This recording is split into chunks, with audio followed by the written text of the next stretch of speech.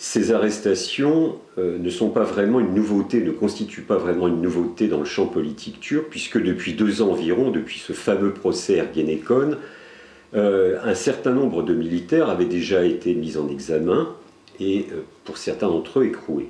Ce qui est marquant dans ces arrestations du 22 février, c'est l'ampleur. Tout d'abord, une 50aine d'officiers supérieurs arrêtés le même jour, quasiment à la même heure, et deuxièmement, la qualité de ces officiers, puisque un certain nombre de généraux à la retraite, d'amiraux à la retraite ont été arrêtés et en réalité constituent l'ossature même de ce qu'était l'état-major de l'armée turque dans les années 2002-2006.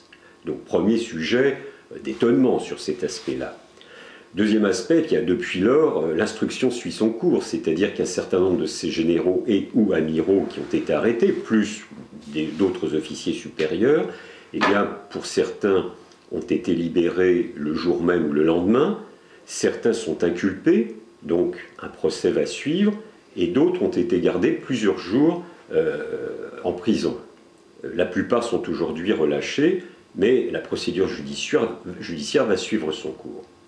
Troisième élément, c'est très important, c'est que le lendemain même de ces arrestations massives, il y a eu une réunion de la direction de l'armée, de l'état-major de l'armée, qui a marqué sa vive préoccupation en considérant, je cite, que la situation était très sérieuse.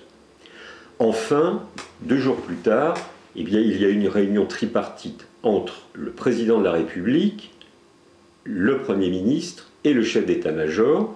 Au vu et au su de nombreuses caméras, cette réunion avait pour fonction, je crois, de désamorcer les tensions qui avaient pris jour suite aux arrestations massives, indiquant par là même à l'opinion publique turque que la situation était sous contrôle et qu'au-delà de la période de tension, eh bien, les autorités civiles, le président de la République et le Premier ministre, et les autorités militaires, en la personne du chef d'état-major, continuaient bien sûr à se rencontrer et à tenter de juguler ces tensions. Ça, c'est le premier aspect. Le deuxième aspect, c'est les réactions de l'opinion publique. Alors l'opinion publique, eh bien, je crois qu'elle exprime une certaine inquiétude. Parce que quand même, ces arrestations s'attaquent à ce qui constitue un des piliers de la vie politique en Turquie depuis des décennies, à savoir l'institution militaire. Que d'autre part, cette opinion publique, au-delà de ces projets de complot dont on a un certain nombre de révélations, reste quand même majoritairement attachée à l'institution militaire. C'est ça un des paradoxes de la situation. Enfin, les partis politiques, pour leur part, eh bien, réagissent en fonction de leur penchant naturel, c'est-à-dire que les partis les plus kémalistes, dirons-nous, se portent en soutien à l'institution militaire, alors que les partis ou les organisations de l'AKP, évidemment, soutiennent la procédure judiciaire en cours, mais ça, ce n'est pas une surprise, chaque parti politique réagit en fonction de ses tropismes propres.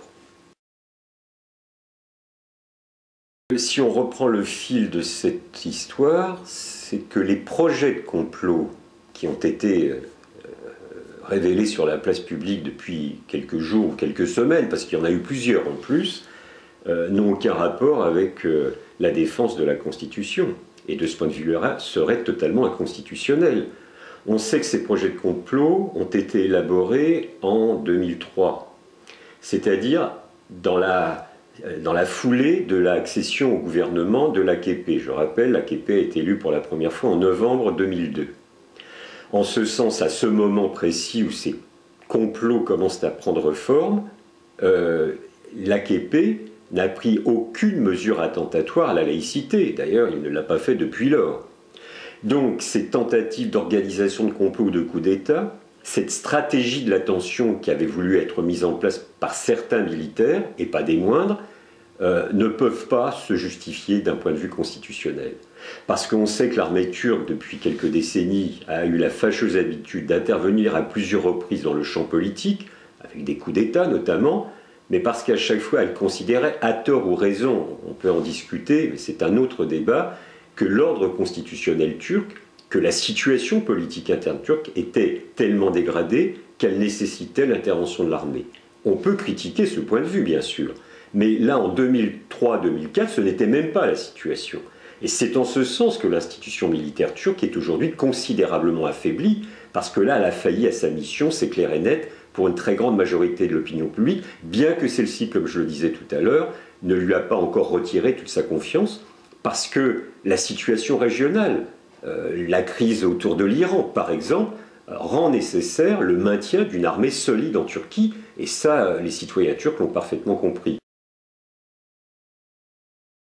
Oui, incontestablement, la situation de l'institution militaire, sa place et sa fonction dans le champ politique turc sont en train de se modifier.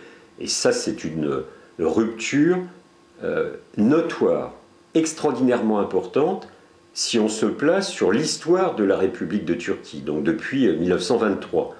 Depuis 1923, l'armée, même au-delà des coups d'État que nous avons évoqués, jouissait d'un très très grand prestige. Celui-ci existe encore, mais il est amoindri. Et de toute façon, je considère que désormais, plus jamais, l'armée turque pourra tenir le même rôle, pourra s'ingérer dans les affaires politiques du pays de la même façon qu'elle l'a pu le faire dans les décennies antérieures. En ce sens, il y a un réel affaiblissement d'une partie du rôle de l'armée. Mais vous savez, ça nous pose d'autres questions.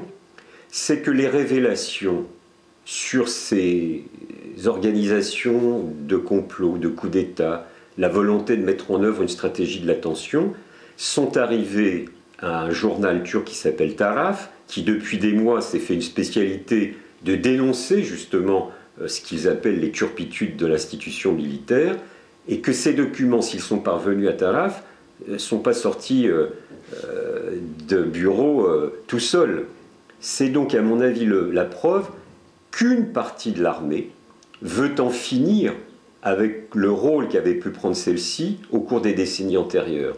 Et on assiste finalement à une sorte d'auto-épuration de l'armée, et que finalement on a l'impression que les éléments légalistes de l'armée, ceux qui veulent que l'armée ait toute sa place, toute sa fonction, tout son rôle, mais seulement sa place, sa fonction et son rôle, et qu'elle ne s'ingère plus dans les affaires politiques intérieures, eh on a l'impression qu'une partie de cette armée a décidé de dénoncer, de mettre en porte-à-faux les éléments factieux ou putschistes que celle-ci avait en son sein. Donc c'est un processus extrêmement intéressant, et il y a donc deux niveaux de l'affrontement politique, c'est l'armée avec le pouvoir civil éventuellement, mais aussi au sein même de l'armée des sensibilités ou des courants qui ne sont pas homogènes et qui s'opposent.